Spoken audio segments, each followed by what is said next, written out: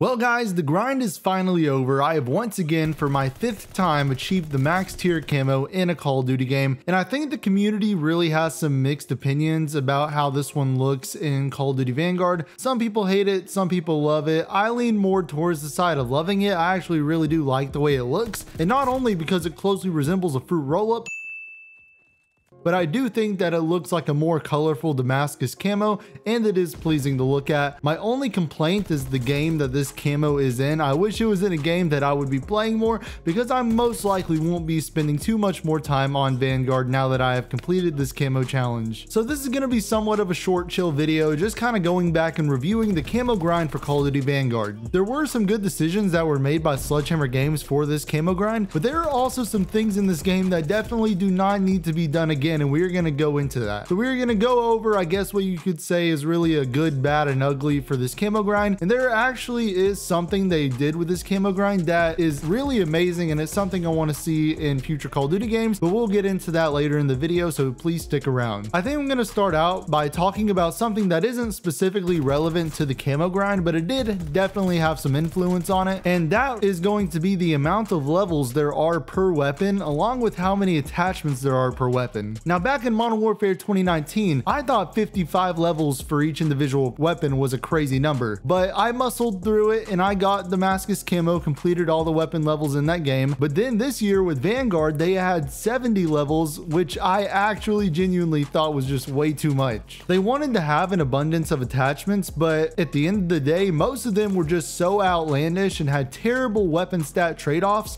to the point where they weren't even worth using.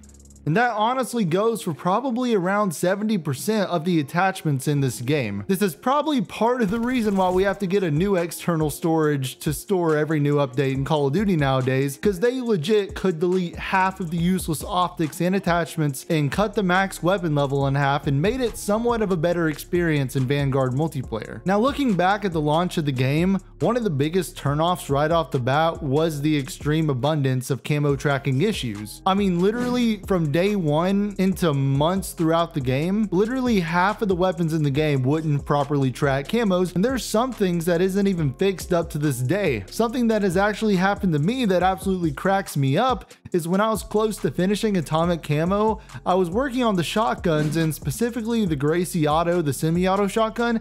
At level 55 for this gun, it legit just randomly gave me gold camo. I still don't even have the last 3 camo sections unlocked for this weapon, because like I said, it's level 55, yet I have gold, diamond, and now atomic camo unlocked for it. So I guess technically I never actually finished the camo grind for Call of Duty Vanguard, but I won't tell anyone if you don't tell anyone. But anyway, moving on, it is just ridiculous to me how screwed up the camo progression throughout the entire cycle of this game was. It truly ruined the incentive for most people wanting to try and go for atomic camo. And another example of this can be directed to a video on my channel from February where I actually got excited that I could do one specific camo challenge after almost 4 months after launch. The Panzerfaust launcher was almost impossible to use against aerial streaks, and it took that long for them to fix it, which was really pathetic in my opinion. Now, I'm not going to be arrogant enough to pretend I know all the hardships of game development, because I know some of it is way beyond my knowledge and there is some difficulty to it. But what really puzzles me about all the problems with this camo grind is the fact that we have never seen anything this messed up before in a franchise that is nearly 2 decades old. I mean, I can't think of any major camo tracking issues dating all the way back to like Black Ops 1, MW3, and BO2 over a decade ago. How can they do something right with the camo grinds for more than 10 years and not have a single issue with it? Then in the year 2021 with Call of Duty Vanguard, they just completely botch it and there's just issues out the wazoo, more issues that can be counted. That's really the only thing with the developers that really puzzles me with Vanguard, and I don't like dissing on developers because I know they do a good job for the most part, and there is a ton of difficulty that goes behind game development, but when you do something correctly for just over a decade, 10+ years, and then in one game you just completely ruin it and nothing works,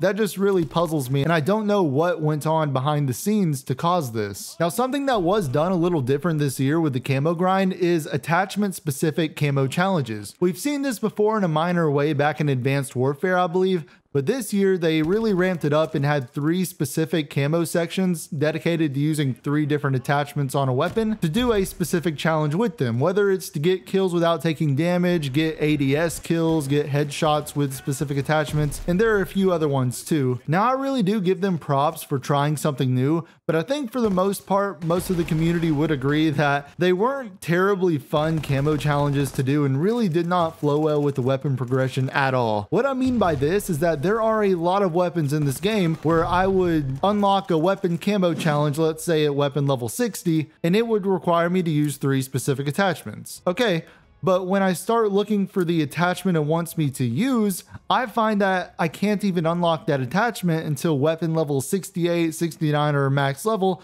And I'm like, why on earth is this camo challenge unlocked for me at level 60? But I can't even do it until I unlock a specific attachment at like almost max level of the weapon. That was just a really big annoyance for me, and I'm sure I'm not the only one that this was a problem for. Another problem I had with the attachment specific camo challenges is that we would have to repeat challenges that we had already completed before. Like, there's already a challenge for each weapon to, you know, get 100 long shots and get 100 headshots. That's pretty basic. But then for some of the weapons, it'll have you repeat 100 long shots and headshots again, but with certain attachments on the weapon. I mean, that is 200 long shots and 200 headshots required for just one specific weapon, and I think that's pretty insane. Thankfully, a few months into the game's life cycle, they did reduce it down to 50, but it was really long overdue and frustrating to people that had already completed these challenges the hard way. And another just small nitpicky thing to point out is that there was also a challenge for 100 point blank kills required for some of the weapons, which was insanely hard to do because point blank is like literally point blank right in someone's face. But once again, long overdue, they changed it to 50 close range kills, which was a bit more bearable to do. Now, things like this happening is really what turns off the idea of attachment specific camo challenges for me and makes me really not want to see them return in Call of Duty ever again. Long shots were already a pretty big issue for me in this game due to most of the map designs. Most of the maps were really not developed for long shots, and all the maps were just really middle of the road in general. And then for every other camo challenges, it was pretty much necessary to use the shipment and Das Haus playlist, and that really took away from enjoying the game as a whole when there were basically only 2 maps that were doable for most of the camo challenges. Now, moving on down to something a little more positive, I want to talk about something that Sledgehammer Games did that was actually a really good call. So regarding all of the special weapons, including the melees, the launchers, and the shield, there was no leveling up those weapons. They were all max level right off the bat with all of the camo challenges available to do. I always found it annoying and tedious to level up these types of weapons in previous games,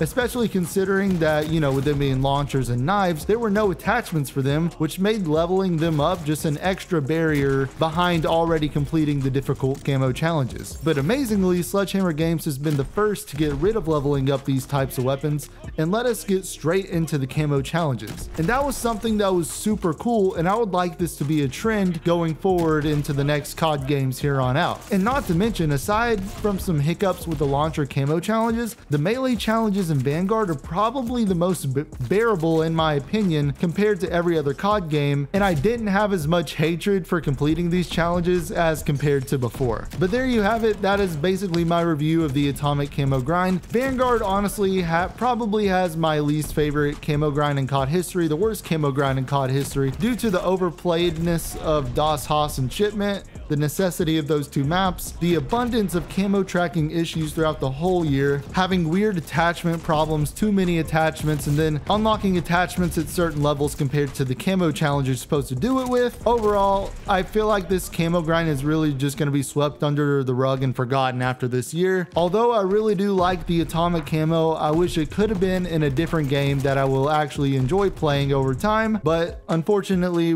that is not the case, and I probably won't ever see my Atomic Camo ever again, except maybe in Warzone every once in a while. But anyway, I want to hear what you guys think of this camo grind in the comments below. I know I had some pretty negative opinions about it, but if there's any of you that enjoyed certain aspects of it, I want to hear everything you have to think about it in the comments below. I love having conversations like that. But anyway, I hope you all have a blessed day, and I will catch you guys in the next one.